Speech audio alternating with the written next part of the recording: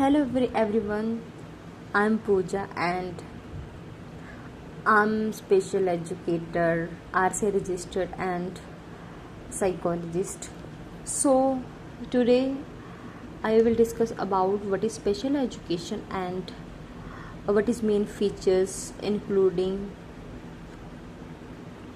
and how and why special educator teacher is important and plays a main role in our country. तो मैं आपको सबसे पहले बताना चाहती हूँ कि स्पेशल एजुकेशन टीचर होता क्या है। जो कि स्पेशल जो बच्चे होते हैं जो अच्छे से चल नहीं सकते हैं, खा पी नहीं सकते, बोल नहीं सकते, अपने इमोशंस हो गए, अपनी कम्युनिकेशन स्किल्स हो गई, जिनको वो एक्सप्रेस नहीं कर सकते हैं, उनको हर एक चीज़ को डील करने में बहुत ज़्यादा परेशानी आती है। तो इस चीज़ को समझने के लिए, उनको पढ़ाने के लिए, उनको किसी हद तक इंडिपेंडेंट बनाने के लिए क्या होता है, स्पेशल एजुकेशन और उनके टीचर्स का बहुत बड़ा रोल है। फर्स्ट ऑफ ऑल हम क्या करेंगे, SNC क्या होता है, स्पेशल नीड्स चाइल्ड। बहुत कंट्रीज़ ऐसी हैं जैसे कि UK, कनाडा, कहीं पे भी हम जाएंगे तो वहाँ पे स्पेशल एजुकेशन नाम नहीं पता होता उनको कि स्पेशल एजुकेशन क्या है या स्पेशल एजुकेटर टीचर क्या है, कुछ भी नहीं पता होता, because every countries has their another and different names.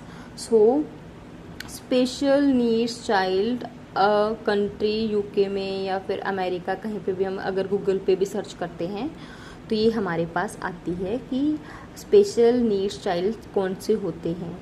वहाँ पे स्पेशल एजुकेटर लिखोगे तो वो इंडिया का ही आता है। सबसे पहले मैं आपको ये जानकारी देती हूँ। तो स्पेशल एजुकेटर टीचर क्या होता है, वो आपको जैसे कि मैंने बताया है कि provide assistant to student with mental, emotions और physical disorders by evaluating each student's progress and making report for each of them। वही कि एक ऐसा ये टीचर होता है, शिक्षक होता है, जो मेन हमारे विशेष बच्चे होते हैं, उनके जो मानसिक संतुलन कैसा है, उनके इमोशंस कैसे हैं, उनके शारीरिक जो विकृतियां हैं वो है नहीं है, सब चीज़ों को देख के वो एवेलुएट करता है, उनके रिकॉग्नाइज करता है कि इसमें ये प्रॉब्लम है, और उसी के अकॉर्डिंग क्या होता है कि वो अपने गोल डिसाइड करता है कि उसके लिए हम आगे आगे कौन सी गोल डिसाइड करेंगे, ताकि वो जो है अपनी लाइफ में कुछ हद तक अपने आप को एक गर्व वाला महसूस करे कि हाँ मैं कुछ सीखा हूँ। क्योंकि अभी तक ये स्टार्टिंग है, we will learn lot of disabilities, because हमें 2-3 डिसेबिलिटी का अगर नाम ले लेंगे कि ID होती है, ऑटिज़म होता है, डाउन सिंड्रोम होता है, इतने में काम नहीं बनेगा। हमारे पास मल्टीपल डिसेबिलिटीज़ डिसऑर्डर्स होते हैं, जो कि छोटे बच्चे से लेके एक बहुत बुजुर्ग वाला भी बच्चा बुजुर्ग होता है, तो उसके अंदर भी क्या होता है कि कुछ ना कुछ प्रॉब्लम्स आती रहती है। तो लेकिन हमको स्पेशल एजुकेशन की बात करें, एजुकेशन का मतलब होता है कि स्कूल के रिलेटेड चीज़ों के बारे में हम बताएंगे कि स्कूल का क्या मेनली रोल होता है उन बच्चों को ग्रोथ करवाने के लिए, उनको स्किल होती है उनके डेवलप करवाने के लिए। तो वहाँ पे हम सिर्फ एक स्पेशल एजुकेटर टीचर का ही रोल पढ़ेंगे, और आपके आने वाले बहुत जो क्लासेस होते हैं या फिर बहुत एग्जामिनेशंस होते हैं, तो उसके अंदर क्या होता है कि इसकी बहुत ज़्यादा बेनिफिट होता है अगर हम पहले से ही बेसिक को क्लियर रखेंगे। और जब एक स्पेशल एजुकेटर टीचर जाता है तो उसका मेनली फोकस कहाँ पे होता है, IEP क्या होता है, फुल फॉर्म भी साथ में पढ़ते जाइएगा, individual education plan. Individual education plan क्या होता है, इंडिविजुअल का मतलब होता है 1-to-1, मतलब सिंगल बच्चा। एजुकेशन प्लान का मतलब होता है जब हम किसी भी बच्चे को देखते हैं कि उसके अंदर कोई प्रॉब्लम है, तो हम क्या करते हैं, इंडिविजुअल बच्चे को पकड़ते हैं, उनके हम स्ट्रेंथ को, वीकनेस को देखते हैं, उनके बिहेवियर को देखते हैं कि उनमें कोई इशू है नहीं है। उसी के अकॉर्डिंग क्या होता है कि एक टीचर क्या करता है कि अपना एक प्लान सेट करता है कि इन 1 ईयर के अंदर मुझे क्या क्या उसको पढ़ाना है, कौन सी जो उसमें बिहेवियर इम्प्रूवमेंट्स चाहिए, कौन से उसमें इमोशनल है, जो कुछ भी कग्निशन होगी, कौन सी चीज़ें हैं वो डेवलप कर सकता है, तो वो पहले एक मैनुअली एक रिटर्न क्या होता है डॉक्यूमेंट होता है उसको सेट करता है, और उसके बाद क्या करता है कि उस पर वो वर्क करता है। और लास्ट में जाके जैसे नॉर्मली हर एक स्कूल के हर एक स्टूडेंट की होती है असेसमेंट होती है कि वो उस बच्चे ने उतने गोल्स में से कितने गोल को अचीव किया है।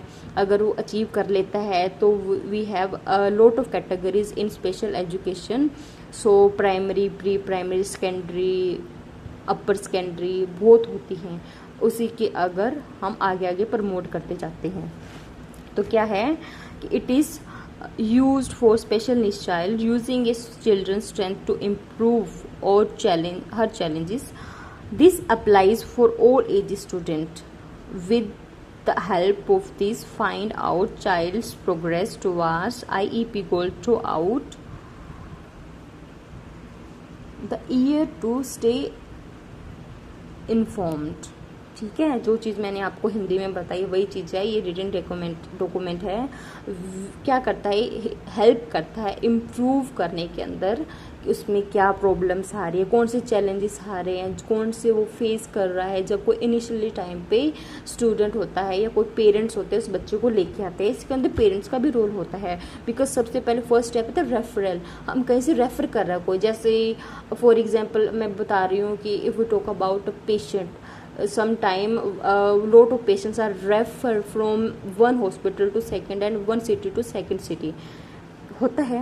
तो वैसे इसके अंदर रेफरल बहुत ज़रूरी होती है कि वो पेरेंट्स की तरफ से आ रहे हैं कि हाँ भी पेरेंट्स आके अपने बच्चों के बारे में बता रहे हैं कि इसमें ये प्रॉब्लम है और उनके अंदर ये चीज़ थी, तो इसके अंदर आप प्लीज़ इसको इम्प्रूव करने में हेल्प करिए, इसको एजुकेशन दिलवानी है ताकि वो कुछ हद तक हमको अच्छा फील हो कि हमारा बच्चा भी और बच्चों के मुकाबले बहुत अच्छा है।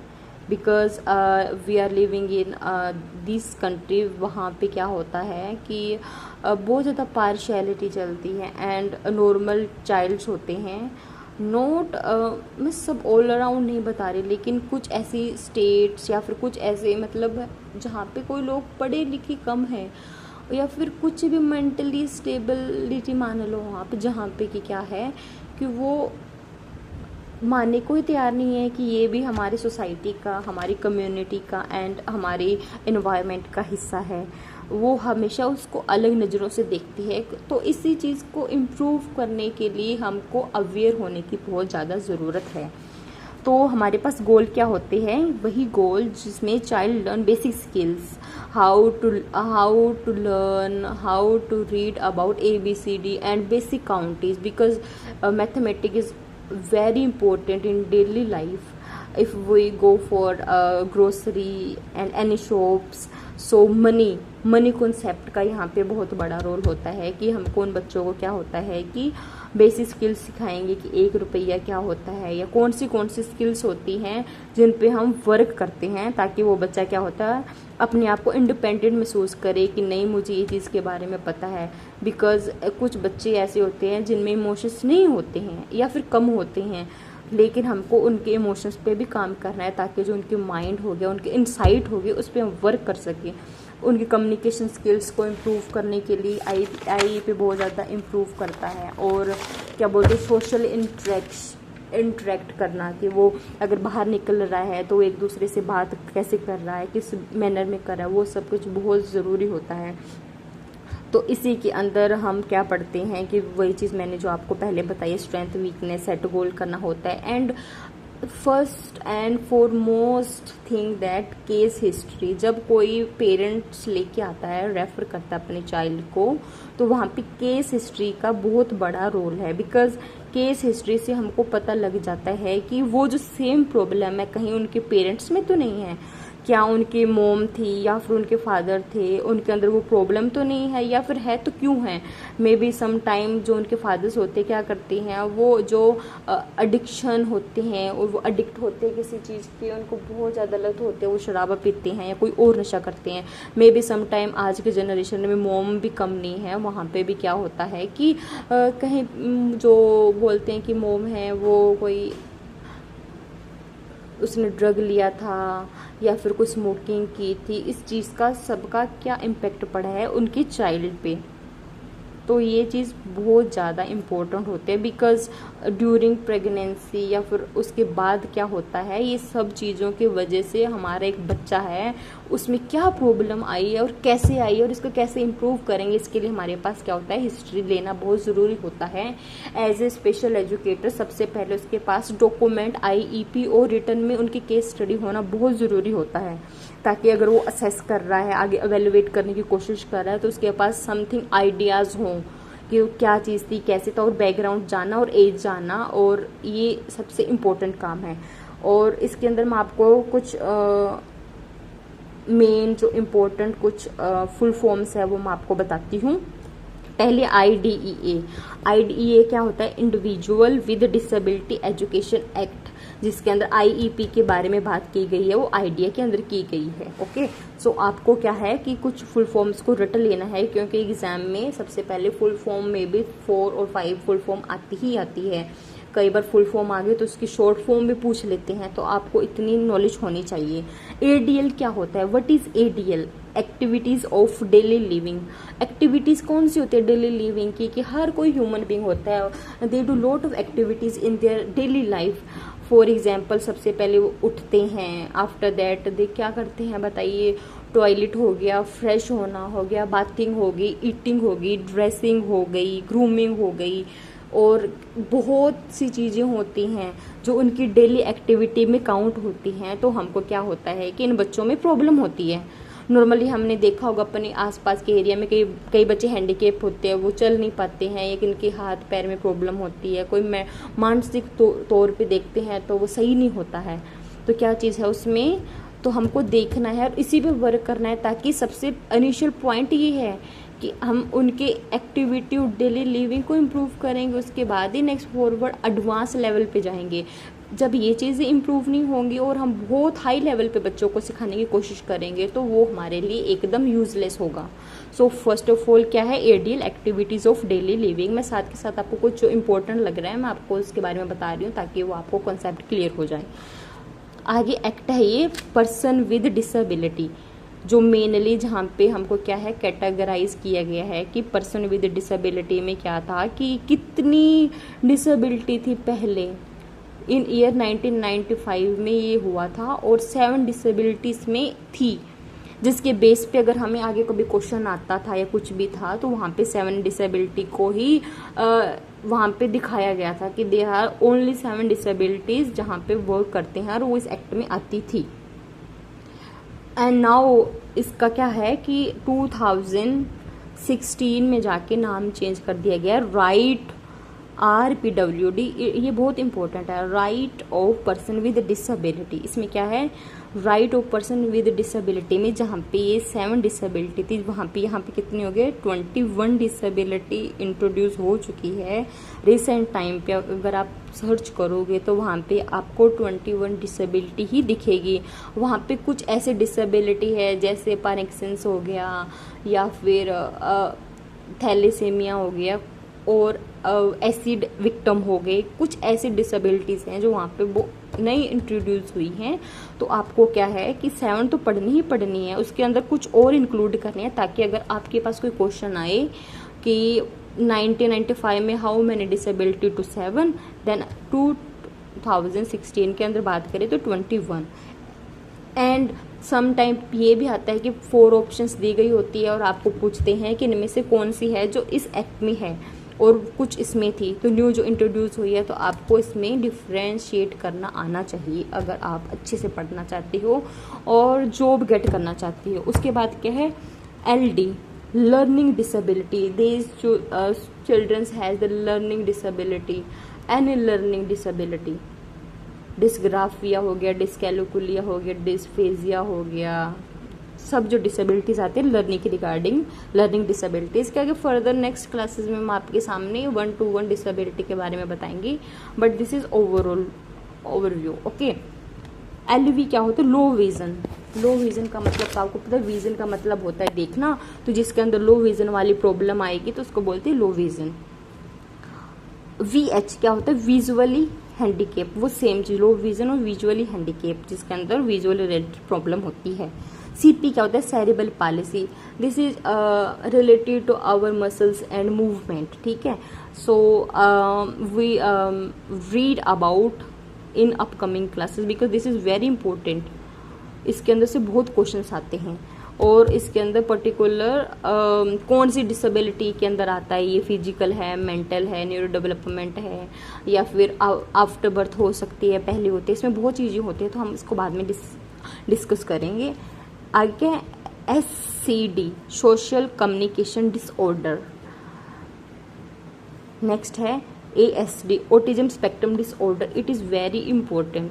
सो आपको क्या करना है, ऑटिज्म स्पेक्ट्रम डिसऑर्डर एक डिसऑर्डर है जो बेसिकली ऑनसेट पे भी पता लगता है, and there is not age limit defined की गई है कि इसके अंदर हम कब देख सकते हैं। हमको उनके कुछ सिम्टम्स होते हैं, कुछ क्राइटेरिया होता है, उसके रिलेटेड इसको देखे हमको डायग्नोज करना पड़ता है कि ये बच्चा ऑटिज्म वाला है, या फिर कोई अडोलसेंस में भी होता है, अडल्ट में भी जाके इसका पता लगता है। तो अपनी मर्जी से नहीं बताना है कि ये बच्चा ऑटिज्म है या नहीं है, आपको कुछ स्पेसिफिक रूल और क्राइटेरिया फॉलो अप करके ही इसके बाद में आपको ये बताना है, इस डिसीजन पे पहुंचना है कि ये बच्चा ऑटिस्टिक है या नहीं है। BMP क्या होता है, बिहेवियर मैनेजमेंट प्लान। तो इसके अंदर बिहेवियर के रिलेटेड बात करते हैं कि child has aggression and how they react and how they behave in society and with another people. So in behaviour management में क्या आता है, वो आपको वर्ड देख ही पता लग जाना चाहिए कि बिहेवियर क्या होता है, मैं हमारा व्यवहार और इसके अंदर क्या क्या चीज़ होती है, हम उसको मैनेज करेंगे तो क्या होता है। और हमारे बिहेवियर मैनेजमेंट के lot of therapies and lot of tools होते हैं, जिसके बारे में मैं आगे आपको बताऊंगी। VBR क्या होता है, विलेज बेस्ड रिहेबिलिटेशन। CBR होता है कम्युनिटी बेस्ड रिहेबिलिटेशन। CRS क्या होता है, क्लासरूम रिस्पॉन्स सिस्टम। VR क्या होता है, वर्चुअल रियलिटी। आपको जस्ट क्या है कि इनको याद कर लेना है, ताकि अगर आपके पास फुल फॉर्म आएगी, क्योंकि पंजाब में जैसे अभी न्यू वैकेंसीज निकली हैं, और आगे अगर KVS में भी आना है, DT+ भी, और हर एक अगर अपनी स्टेट है जो और डिस्ट्रिक्ट जो भी है वो अपना अपना कुछ करवा रही है, कंडक्ट कर रही है, या फिर कॉन्ट्रैक्ट बेस पे भी इसके वैकेंसी निकलती है। तो आपको इतनी बेसिक चीज़ों के बारे में पता होना चाहिए। एडवांस लेवल पे जाने के लिए बहुत टाइम है, बट पहले बेसिक क्लियर हो कि हम क्यों स्पेशल एजुकेशन वाले लाइन में जा रहे हैं, हमको क्या करना है। क्योंकि कई बार ये होता है कि हम पढ़ लेते हैं और हमारा जो गैप चला जाता है कि हमने इस साल में क्लियर किया और उसके बाद हमारे 3-4 साल चले गए, हम कुछ चीज़ को प्रिपरेशन कर रहे हैं या कुछ एग्जामिनेशन अलग की तैयारी करने लग गए। तो हमारा क्या होता है कि जो बीच में गैप बचता है उसमें क्या हो जाता है, हमारा मेमोरी का जो लॉस होना स्टार्ट हो जाता है। बिकॉज कुछ चीज़ें होती हैं उनके लिए रिन्यू करना बहुत ज़रूरी है। इसके लिए हमको सबसे पहले बेसिक चीज़ें सीखनी पड़ेगी, उसके बाद ही हम नेक्स्ट टू नेक्स्ट चलेंगे। TLM क्या होता है, it is very important also for teaching line. TLM क्या होता है, teaching learning material, how we are used and which thing we are used for teaching in classroom for special education children's and also normal students। इसमें कोई भी बात नहीं है कि हम एक ही बच्चे को यूज़ करवाते हैं, नहीं। TLM होती है टीचिंग लर्निंग मटेरियल। कहीं पे हम चार्ट होता है, चार्ट का यूज़ करते हैं, कहीं पे हम क्या करते हैं कि जो हमारे विजुअल की चीज़ें होगी, विजुअल एड्स जो हमारी होती हैं, LCD होगी, कंप्यूटर होगी, हम कैसे बच्चों को सिखा रहे हैं, पढ़ा रहे हैं, चाक हो गया, बोर्ड हो गया, और क्या होती है हमारे पास कार्ड भी होते हैं, बहुत कार्ड होते हैं जिसके बच्चों को सिखाते हैं। और इसके अलावा भी मल्टीपल थिंग्स है जो क्या टीचिंग लर्निंग मटेरियल के अंदर इंक्लूड होती है। और आपको ये चीज़ सीखना बहुत ज़रूरी है कि कौन से टीचिंग के लिए या फिर कौन से स्टूडेंट या चाइल्ड के लिए हमको कौन सा मटेरियल सबसे ज़्यादा इफेक्टिव होता है। ओके, नाउ है NTA, ये भी एक्ट है एक, नेशनल ट्रस्ट एक्ट। और ये कब इंट्रोड्यूस हुआ था आपको पढ़ना चाहिए। इसके अंडर कौन सी डिसेबिलिटी आती है, ठीक है, और कितनी आती है, वो चीज़ मैं आपको आगे बताऊंगी। लेकिन ये ट्रस्ट एक्ट भी इम्पोर्टेंट है, so you have to read about national trust act. आगे क्या, RSA आपको भी पता है कि क्योंकि सबसे पहले RSA के बारे में आपको जानना जरूरी है। जैसे कि CRR होता है, ये जो हम पॉइंट गेन कर रहे हैं, हमारा जो क्या बोलते हैं कि हमारा डिप्लोमा है, ये जो कोर्स कर रहे हैं वो RCI के थ्रू हमारा रजिस्टर होना बहुत ज़रूरी है। लॉट ऑफ स्टूडेंट्स क्या करते हैं कि कुछ नहीं करते, वो अपने पॉइंट्स को बैलेंस नहीं रख पा रहे हैं या मेंटेन नहीं रखते हैं, उनका एक्सपायर हो जाता है। तो उनके लिए जो रजिस्टर्ड नंबर है उसके लिए हमको डिफरेंट ऑर्गेनाइजेशन से मिलना होता है, हमको उनके ऑनलाइन ऑफलाइन सेशन को ज्वाइन करना होता है। कभी 5 दिन का होता है, कभी 2 दिन का होता है, और उसके कुछ पॉइंट्स होते हैं ताकि उनको हमको क्या करना है, 100 पॉइंट्स को हमको मेंटेन रखने की ज़रूरत होती है। ओके, सो RCI क्या है, रिहेबिलिटेशन काउंसिल ऑफ इंडिया, और ये कहाँ पे है, दिल्ली में है। और वहाँ पे ये हमारे जो ऑल अराउंड रिहेबिलिटेशन रिलेटेड या फिर कुछ भी चीज़ें होती हैं वो हमारा क्या जाता है, दिल्ली के अंदर होता है। MA क्या होता है, मेंटल एज। आपको पता होगा कि जब हम IQ निकालते हैं, IQ is very important for everyone, क्योंकि हम जब कहाँ पे भी जाते हैं तो IQ निकालना बहुत ज़रूरी होता है कि उसकी एक्चुअल में IQ और कैचिंग पावर कितनी थी और अभी कितनी है, और किस बेस पे हम उसका लेसन प्लान या फिर IEP बनाएं और उनके गोल को अचीव करने में उनकी हेल्प करें। सो IEP में MA IQ हो गया, CA हो गया। सो ये क्या होता है, IQ आप जरा देख लो,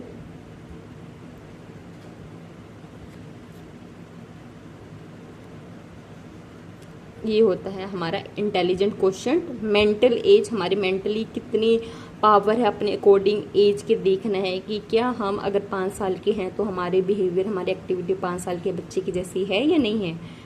अगर हम मान लो कि 25 साल के हो गए और हमारी जो मेंटल एज है वो अभी भी बच्चों वाली, हम कार्टून देखते हैं या फिर हम क्या बोलते खिलौनों से खेलते हैं, हमको लिखना नहीं आ रहा है, हमको पढ़ना नहीं आ रहा है, हमारी जो थिंकिंग होगी उस पे कुछ असर नहीं पड़ रहा है, इमोशंस भी नहीं पता है, मम्मी मम्मी पापा पापा करते हैं, मतलब हम नॉर्मल टीचर्स नॉर्मल जो हमारे लाइफ में हम देखते हैं कि 5 साल के बच्चे की और एक 25 साल के बच्चे के अंदर क्या इमोशन और कौन सी एज में डिफ्रेंशिएट करता है बिहेवियर, और बहुत चीज़ें होती हैं। तो इसके अकॉर्डिंग हमारा ये फॉर्मूला है, ये किसने दिया है, ये चीज़ भी आपको पढ़नी है, और ये हम कैसे यूज़ करेंगे इन बच्चों का IQ निकालने के लिए। और also they have lot of tools जिसकी वजह से हम क्या करते हैं, IQ के बारे में मेजरमेंट करते हैं।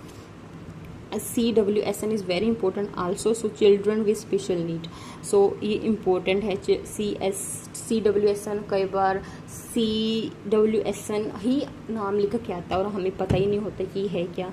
तो चिल्ड्रन विद स्पेशल नीड हो गया, स्पेशल नीड्स चाइल्ड हो गया। हमको ये नहीं बोलेंगे बच्चों को कि तो मेंटल है, ये तो पागल है, no this is not a good right thing. और ये जो हमारे क्या बोलते हैं मोरलिटी को और हमारी जो सोच को बहुत नीचा कर देता है, इसलिए हमको उनके लिए एक अच्छा वर्ड यूज़ करना चाहिए कि कोई इंसान है, अगर वो है तो वो किसी चीज़ से सफ़र कर रहा है।